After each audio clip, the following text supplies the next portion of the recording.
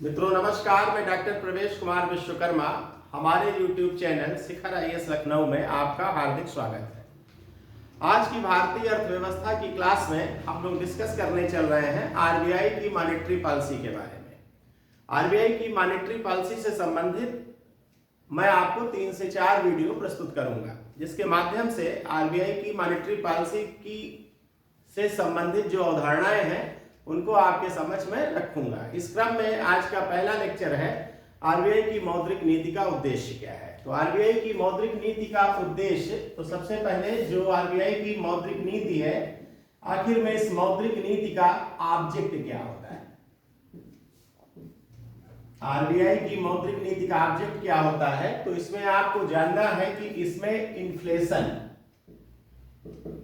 जिसको आप महंगाई के नाम से जानते हैं, इन्फ्लेशन और ग्रोथ। तो इन्फ्लेशन और ग्रोथ दोनों के मध्य संतुलन को बनाना, दोनों के मध्य क्या बनाना, संतुलन को बनाना, बैलेंस को बनाना RBI की मौद्रिक नीति का मुख्य उद्देश्य है। तो अगली बात ये आती है कि आखिर में संतुलन कैसे बनाया जाए, इसके लिए मुख्य हथियार क्या है, टूल क्या है। तो आप समझिए RBI का मुख्य टूल जो है इसके अंतर्गत, ये जो है RBI मनी सप्लाई रेट, यानी हिंदी में इसको कहेंगे मुद्रा पूर्ति दर। तो मनी सप्लाई रेट को या तो वो बढ़ाएगी या इसको घटाएगी, यानी दो चीजें हैं कि मुद्रा पूर्ति दर बाजार में इसको घटाया जाए या इसको बढ़ाया जाए, दोनों के अपने आप में निहितार्थ होते हैं। तो अभी आगे के लेक्चर में हम लोग आगे समझेंगे आखिर में इनके घटाने या बढ़ाने का मतलब क्या है, इसका सांकेतिक अर्थ क्या है। तो इस क्रम में है क्या कि RBI की मौद्रिक नीति में जो मुद्रा पूर्ति दर को मेंटेन करने की बात है, इसके अंतर्गत विभिन्न प्रकार के RBI टूल्स रखती है, RBI के उपकरण हैं। ये है RBI की, इनको कहते हैं नीतिगत दरें कहते हैं। क्या कहते हैं? नीतिगत दरें। आपने सुना होगा bank rate, repo rate, reverse repo rate, इस तरीके की अवधारणाएं सुनी होंगी, CRR, SLR। तो ये वो टूल्स हैं जिन टूल्स के माध्यम से RBI बाजार में मुद्रा पूर्ति दर को मेंटेन करके ग्रोथ और इन्फ्लेशन में संतुलन बनाने का काम करती है। तो ये तो हुआ उद्देश्य। अब इस उद्देश्य की पूर्ति के लिए जो ये टूल्स मैंने आपको बताए हैं, bank rate, repo rate, reverse repo rate जैसे जो टूल्स हैं, आखिर में इन टूल्स की महत्ता क्या है और इन टूल्स की अवधारणाओं का मतलब क्या है, तो हम लोग डिस्कस करते हैं इन दरों के बारे में जो RBI की नीतिगत दरें कहलाती हैं। इन नीतिगत दरों के संदर्भ में सबसे पहली प्रासंगिक बात क्या है, पहली दर जो आपने सुना होगा, इसको साहब बैंक रेट कहते हैं, इसको बैंक रेट कहते हैं। तो सबसे पहले हम लोग बैंक रेट आखिर में होती क्या है, इसके बारे में आपको बताते हैं। तो बैंक रेट आप जानने से पहले एक छोटा सा हमारा चार्ट देखिए, फ्लो चार्ट है। इस कॉन्सेप्ट से मैं बैंक रेट को आपको बड़ी आसानी की भाषा में बता पाऊंगा। जैसे देखिए कि ये पब्लिक है, पब्लिक माने जनता है।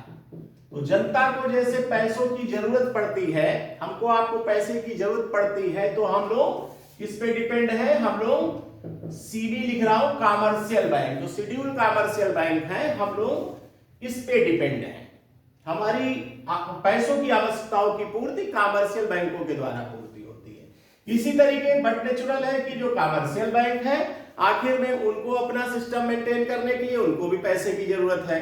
तो वो अपने पैसों की जरूरत के लिए किससे मांगेंगे, तो उसके लिए RBI बना है, जो भारत का केंद्रीय बैंक है, सेंट्रल बैंक है। हर देश का एक अपना सेंट्रल बैंक होता है। तो ऐसे समझिए कि पब्लिक को पैसे की जरूरत हुई तो उसने कॉमर्शियल बैंकों से लिया, और कॉमर्शियल बैंकों को पैसे की जरूरत पड़ी तो उसने RBI से लिया। ठीक है, इसी तरीके RBI भी बाजार में मुद्रा संतुलन को बनाए रखने के लिए वो भी कॉमर्शियल बैंकों से पैसा लेती है।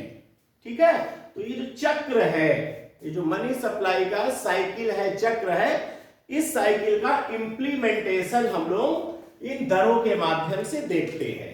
इस क्रम में सबसे पहले जैसा हमने कहा कि आपको बैंक दर मैं बताने चल रहा हूं। तो बैंक दर में सीधी सी बात है कि जो परिभाषा है वो आरबीआई एक्ट 1934 की है। इसकी धारा जो है, इसका आर्टिकल जो है 49, आरबीआई एक्ट 1934 की धारा जो है, जो 49 है, इसमें ये बात बताई गई है कि कॉमर्शियल बैंकों के द्वारा आरबीआई से, कॉमर्शियल बैंकों के द्वारा आरबीआई से जिस दर पर, जिस रेट पर पैसा उधार लिया जाता है, फिर से समझिएगा, कौन किससे पैसा ले रहा है? कॉमर्शियल बैंक आरबीआई से पैसा ले रहे हैं। ये पैसा जिस रेट पर मिलेगा उसको हम लोग बैंक रेट कहेंगे। ठीक है, पहली बात। और इसी पहली बात के संदर्भ में जो पैसा लिया गया है कॉमर्शियल बैंक के द्वारा आरबीआई से, ये दीर्घ काल के लिए लिया गया है, लॉन्ग टर्म के लिए लिया गया है, लंबी अवधि के लिए। तो पहली चीज है, लंबी अवधि महत्वपूर्ण है। ठीक है, तो दीर्घकाल के लिए कॉमर्शियल बैंकों के द्वारा आरबीआई से जिस रेट पर पैसा उधार लिया जाता है उसको हम लोग बैंक दर कहते हैं। दूसरी खास बात क्या है कि कॉमर्शियल बैंक जो आरबीआई से इसमें पैसा उधार लेता है, इसके लिए कॉमर्शियल बैंकों को आरबीआई के पास कोई भी कोलैटरल, कोई भी चीज गिरवी नहीं रखनी पड़ती है। इसमें कोलैटरल का कॉन्सेप्ट नहीं है। वर्तमान में बैंक रेट जो है बहुत अधिक प्रासंगिक नहीं है, बहुत ज्यादा रेलिवेंसी बैंक रेट की नहीं है, और इसको रिप्लेस कर रहा है वर्तमान बाजार रेपो रेट के साथ। रेपो रेट, तो रेपो रेट की इंपॉर्टेंस ज्यादा है in comparison to bank rate. आजकल बैंक रेट का प्रयोग सामान्यतया जब कॉमर्शियल बैंक आरबीआई से जो पैसा लेते हैं उसको चुकाने में जब वो डिफॉल्टर हो जाते हैं तो as a penalty bank rate का प्रयोग होता है। कैसे होता है आगे के लेक्चर में हम आपसे इसके बारे में बात करेंगे। तो ये हो गया बैंक दर। तो पहला दर आपने साहब समझा, बैंक दर। बैंक दर के बाद जो दूसरी प्रमुख दर है हम उसके बारे में आपको बताते हैं। दूसरी प्रमुख दर क्या है? Repo rate. रेपो दर, तो रेपो दर क्या है समझिए। रेपो दर के संबंध में पहली बात क्या है कि रेपो दर जो है रीपर्चेज है। रेपो क्या है? रीपर्चेज है। रीपर्चेज का मतलब कमर्शियल बैंकों के द्वारा आरबीआई के पास जो भी अपने कोलैटरल रखे गए हैं, कमर्शियल बैंक आरबीआई से कॉन्ट्रैक्ट करता है कि हम अपने कोलैटरल को पुनर्क्रय कर लेंगे, रीपर्चेज कर लेंगे। तो सबसे पहले जब रेपो रेट आए तो इसका मतलब आप क्या समझेंगे? रीपर्चेज समझेंगे। ठीक है, अब आते हैं इसके कॉन्सेप्ट पर। इसका कॉन्सेप्ट क्या है? देखिए बैंक रेट में क्या हो रहा था, बैंक रेट में भी कमर्शियल बैंक आरबीआई से पैसा दीर्घ काल के लिए उधार ले रहे थे, लेकिन उसमें सबसे खास बात क्या थी, वहां पे कमर्शियल बैंकों को कोई भी अपना कोलैटरल नहीं रखना पड़ रहा था आरबीआई के पास। जबकि यहां पर क्या है बेटा कि कमर्शियल बैंकों के द्वारा आरबीआई से कोलैटरल के बिहाफ पर, कोलैटरल के बिहार पर जिस रेट पर पैसा उधार लेते हैं, फिर से समझिएगा, कमर्शियल बैंकों के द्वारा आरबीआई से किसके बिहाफ पर? कोलैटरल के बिहाफ पर। वे कोलैटरल क्या होते हैं अभी हम इसके बारे में बात करते हैं। इसके बिहाफ पे जिस रेट पर पैसा उधार लेते हैं उसको रेपो रेट कहते हैं। तो रेपो रेट का मतलब आपको समझ में आ गया कि बैंक रेट और रेपो रेट में क्या अंतर है, क्योंकि ये जो कोलैटरल है ये वेरी, इनका नेचर क्या है? वेरी शॉर्ट टर्म, अति सूक्ष्म काल, बहुत कम समय के लिए। तो रेपो रेट क्या है? ये जो है वेरी शॉर्ट टर्म लोन है। और बैंक रेट क्या है, लॉन्ग टर्म लोन है। पहली चीज, बैंक रेट में कोई कोलेट्रल नहीं रखना होता है, रेपो रेट में कोलेट्रल रखना होता है, और इन कोलेट्रल का नेचर कैसा होना चाहिए, वेरी शॉर्ट टर्म होना चाहिए। इतनी बात समझ में आया।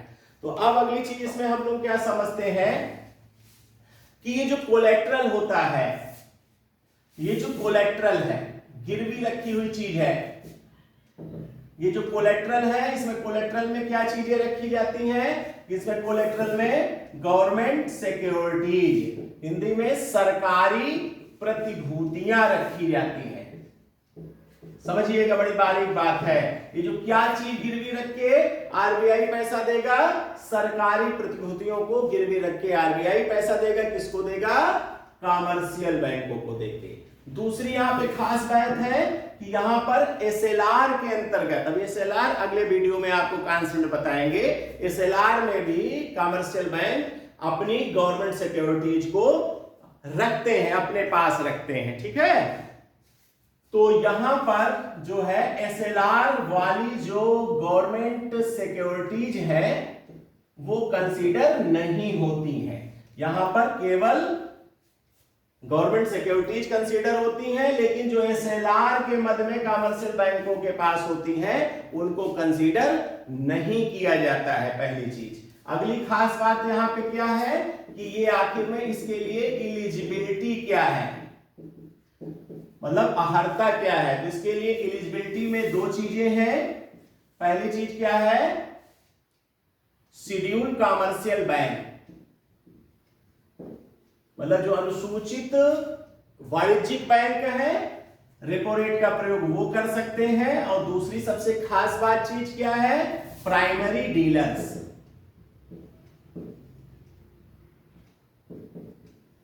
तो इस एलिजिबिलिटी में कॉमर्शियल बैंक रेपो रेट का प्रयोग करते हैं और प्राइमरी डीलर्स। प्राइमरी डीलर्स के बारे में आप जान लीजिए कि ऐसे लोग जो गवर्नमेंट सिक्योरिटीज को उसकी सेल परचेज करते हैं, क्रय विक्रय करते हैं, उनको हम लोग प्राइमरी डीलर्स कहते हैं। अब अगली चीज यहां पे समझिएगा कि रेपो रेट के अंतर्गत जो ये गवर्नमेंट सिक्योरिटीज आरबीआई के पास जमा की गई हैं, अगर बैंक, कॉमर्शियल बैंक उनको समय से नहीं लौटा पाता या डिफॉल्टर हो जाता है, तो आरबीआई जो है इन गवर्नमेंट सिक्योरिटीज को ओपन मार्केट ऑपरेशंस के अंतर्गत अपनी खुली बाजार की क्रियाओं की नीति के अंतर्गत उनको बाजार में बेच सकता है। इसलिए रेपो रेट क्या है, रेपो रेट गारंटीड लोन है। इसमें कहीं भी आरबीआई का पैसा जा नहीं रहा है, क्योंकि गवर्नमेंट सिक्योरिटीज जो है आरबीआई ने अपने पास रख रखा है। अब रेपो रेट के लिए देख लीजिए, जनरली रेपो रेट जो होता है, बहुत ही अहम बात आपको मैं बताने चल रहा हूं, इस रेपो रेट का 0.25%, 0.25% जो बैंकों का, बैंकर्स, जो बैंकों का एनडीटीएल होता है, एनडीटीएल होता है। एनडीटीएल भी हम लोग अगले वीडियो के बारे में बात करेंगे कि जो एनडीटीएल अमाउंट है कॉमर्शियल बैंकों का, उस एनडीटीएल का पैसा एक रात के लिए, ओवरनाइट, फिर से समझिए, 0.25% रेपो रेट के अंतर्गत ली जाने वाली कॉमर्शियल बैंकों की राशि उनकी एनडीटीएल का एक रात के लिए मिलता है। ठीक है, और जो जितना पैसा, दूसरी चीज क्या है, 0.75%, जो रेस्ट 0.75% है वो बैंकर्स की एनडीटीएल का, एनडीटीएल को टर्म रेपो रेट, बहुत ही इंपॉर्टेंट शब्द है, नया इंट्रोड्यूस हुआ है, परीक्षा में बड़ा इंपॉर्टेंट है। कौन सा, टर्म रेपो रेट के माध्यम से कॉमर्शियल बैंकों को थ्रू ऑक्शन,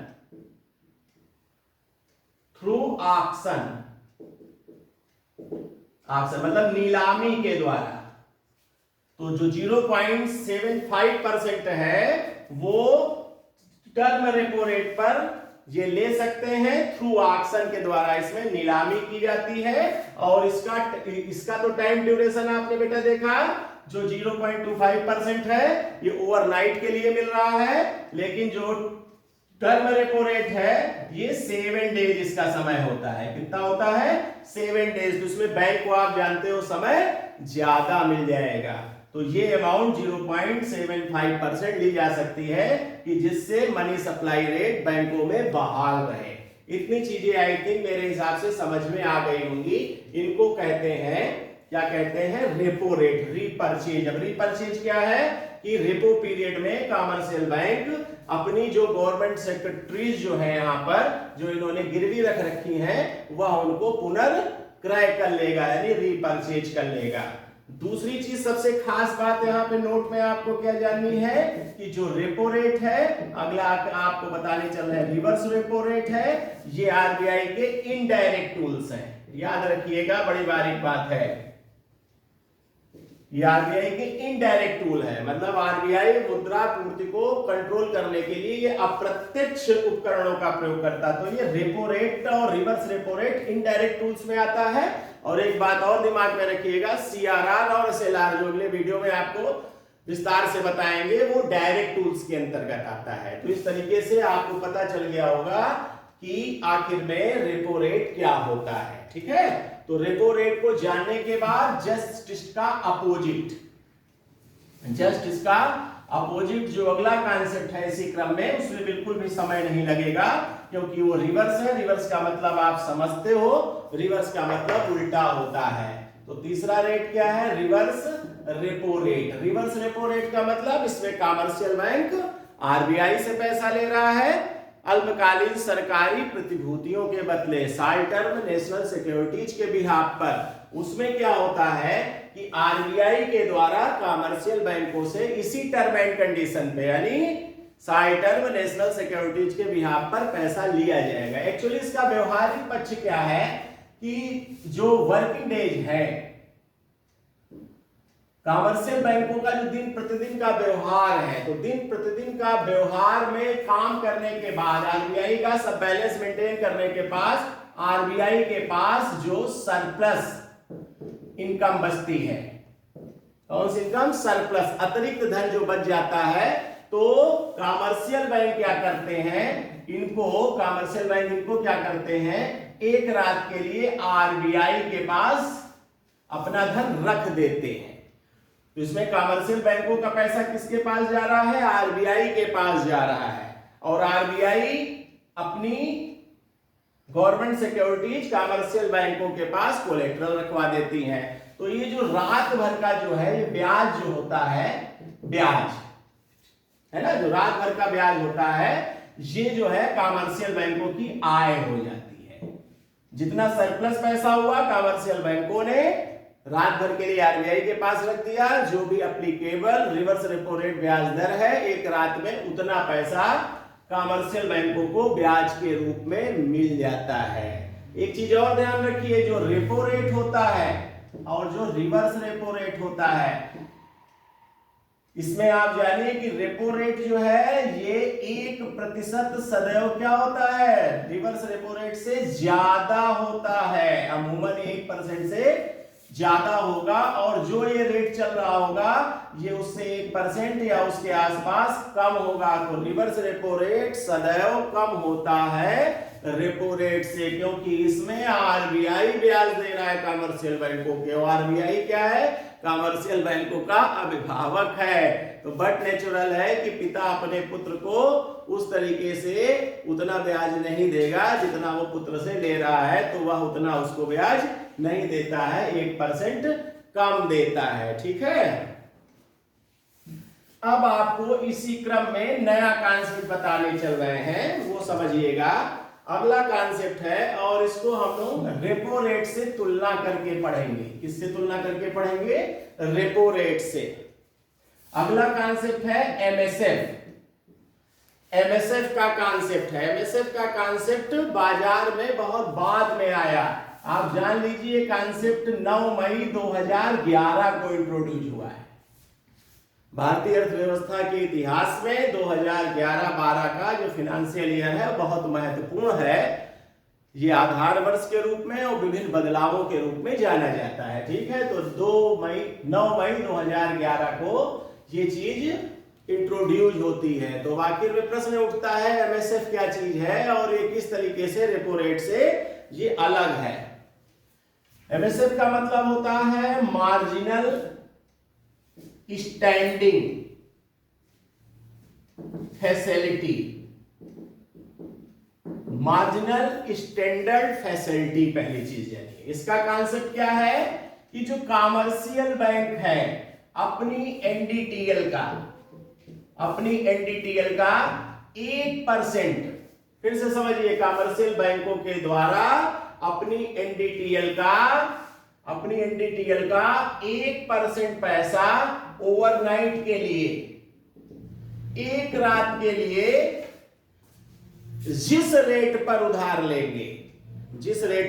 लेंगे उसको हम लोग एमएसएफ कहेंगे। यानी कि एमएसएफ का अमाउंट सदैव कॉमर्शियल बैंकों की एनडीटीएल का कितने परसेंट हो सकता है? 1%, अधिकतम 1% हो सकता है। ठीक है, और यह एक रात के लिए मिलता है। तो अब सबसे बड़ी चीज आप ये कहोगे कि जब 1% ओवरनाइट के लिए पैसा मिल रहा है तो क्यों ये एमएसएफ का प्रयोग कॉमर्शियल बैंक करेंगे, क्यों नहीं ये रेपो रेट के माध्यम से पैसा ले लेते हैं। तो इसकी एलिजिबिलिटी बताते हैं। एलिजिबिलिटी,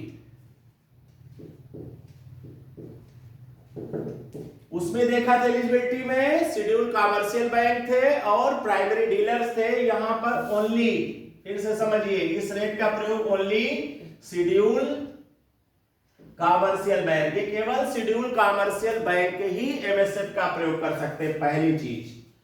दूसरी चीज क्या है कि यहां पे जो कोलैटरल का मामला है, यहां पर कोलैटरल जो है, पहली चीज क्या है, गवर्नमेंट सिक्योरिटीज है। आपने देखा था रेपो रेट में भी गवर्नमेंट सिक्योरिटीज थी। फिर आखिर में अलग किस तरीके से है? सबसे खास बात है कि एसएलआर के रूप में जो गवर्नमेंट सिक्योरिटीज कॉमर्शियल बैंकों ने अपनी मेंटेन कर रखी है, तो एसएलआर की गवर्नमेंट सिक्योरिटीज जो है यहां पर कंसीडर्ड की जाती है। बात समझ लीजिए, एसएलआर की गवर्नमेंट सिक्योरिटीज रेपो रेट में कंसीडर्ड नहीं की जा रही थी, जबकि एसएलआर की गवर्नमेंट सिक्योरिटीज यहां पर कंसीडर्ड की जाती है। अब समझिए कि कॉमर्शियल बैंकों को पैसा लेना है और उनके पास इतना मनी सप्लाई, इतना मुद्रा पूर्ति, इतना खजाना नहीं है कि वो जो है रेपो रेट के माध्यम से पैसा ले सके, क्योंकि सारी गवर्नमेंट सिक्योरिटीज उनकी इन्वॉल्व हो चुकी हैं रेपो रेट के माध्यम से। लेकिन एसएलआर उनका मेंटेन है। तो देखिए, वो संकट के समय में इस एसएलआर में जो भी गवर्नमेंट सिक्योरिटीज जो है गिरवी रखी गई है, वो उनके बिहाफ पर एमएसएफ मिल जाता है। ठीक है, तो कितनी बड़ी राहत है कि जो दूसरे मद में पैसा लगा है उसके बिहाफ पर यहां पर कॉमर्शियल बैंकों को आरबीआई से पैसा मिल जाता है। यहां पे दूसरी सबसे खास बात क्या है कि ये जो अमाउंट होगा, ये मिनिमम जो है बेटा 1 करोड़ रुपए होगा। एमएसएफ का जो कॉमर्शियल बैंक का मिनिमम 1 करोड़ रुपए ले सकता है, मिनिमम। मैक्सिमम क्या बताया? मैक्सिमम क्या है? एनडीटीएल का 1%, ये जो भी अमाउंट है 10 करोड़, 20 करोड़, 50 करोड़, लेकिन मिनिमम 1 करोड़ या 1 करोड़ के ही मल्टीपल में, 1 करोड़ के ही गुणांक में, या तो 1 करोड़ या 2 करोड़ या 3 करोड़ या 4 करोड़, इस तरीके 1 करोड़ के मल्टीपल में लेगा। मिनिमम 1 करोड़ रुपया है, मैक्सिमम एनडीटीएल का 1% ओवरनाइट के लिए। बोलिए, बात समझ में आई? तो ये हो गया आपका एमएसएफ। तो एमएसएफ और रेपो रेट किन अर्थों में भिन्न है, वो जो आपको कुछ बातें यहां कोलैटरल के उसमें बताई और एलिजिबिलिटी के पॉइंट ऑफ व्यू से बताई, वो महत्वपूर्ण चीज है। तो आज हम लोगों ने बात कर ली है बैंक रेट की, रेपो रेट की, रिवर्स रेपो रेट की और एमएसएफ की बात कर ली है, और चारों चीजों में एक दूसरे से तुलनात्मक अध्ययन कर लिया है। तो आशा ही नहीं, पूरी उम्मीद करता हूं कि आज का वीडियो जो आरबीआई की मौद्रिक नीति पे था, ये आपको समझ में आया होगा। और अगले वीडियो में हम लोग इसी से संबंधित जो अन्य कॉन्सेप्ट हैं, जैसे आज एक शब्द आपके लिए एनडीटीएल आया, सीआरआर आया, एसएलआर आया, इन अवधारणाओं पर हम लोग अगले के वीडियो में बात करेंगे। धन्यवाद, शुक्रिया।